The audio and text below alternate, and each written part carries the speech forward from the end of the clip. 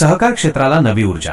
परभणी जिल्हा मध्यवर्ती बँकेच्या अध्यक्षपदी निवड झाल्याबद्दल माजी रामप्रसाद बोर्डीकर यांचा जिंतूर व्यापारी महासंघातर्फे भव्य सत्कार. जिंतूर परभणी जिल्हा मध्यवर्ती सहकारी बँकेच्या अध्यक्षपदी माजी आमदार रामप्रसाद बोर्डीकर यांची बिनविरोध झालेली निवड सहकार क्षेत्राला नवी ऊर्जा देणारी ठरेल असा विश्वास जिंतूर येथील व्यापारी महासंघातर्फे व्यक्त करण्यात आला. या निवडीबद्दल व्यापारी महासंघाच्या वतीने रामप्रसाद बोर्डीकर यांचा अत्यंत उत्साहात आणि भव्य सत्कार करण्यात आला.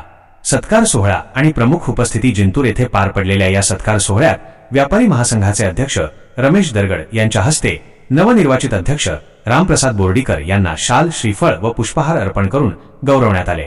यावेळी व्यापारी महासंघाचे पदाधिकारी, शहरातील प्रतिष्ठित व्यापारी बांधव, ग्रामस्थ आणि नागरिक मोठ्या संख्येने उपस्थित होते. विश्वास आणि विकासाची ग्वाही. सत्कार स्वीकारल्यानंतर मनोगत व्यक्त करताना रामप्रसाद बोर्डीकर यांनी व्यापारी बांधवांनी दाखवलेल्या प्रेमाबद्दल आणि केलेल्या सन्मानाबद्दल कृतज्ञता व्यक्त केली. सहकार क्षेत्राच्या माध्यमातून शेतकरी, व्यापारी आणि ग्रामीण अर्थव्यवस्था अधिक मजबूत करण्यासाठी आपण कटिबद्ध आहोत अशी ग्वाही त्यांनी याप्रसंगी दिली.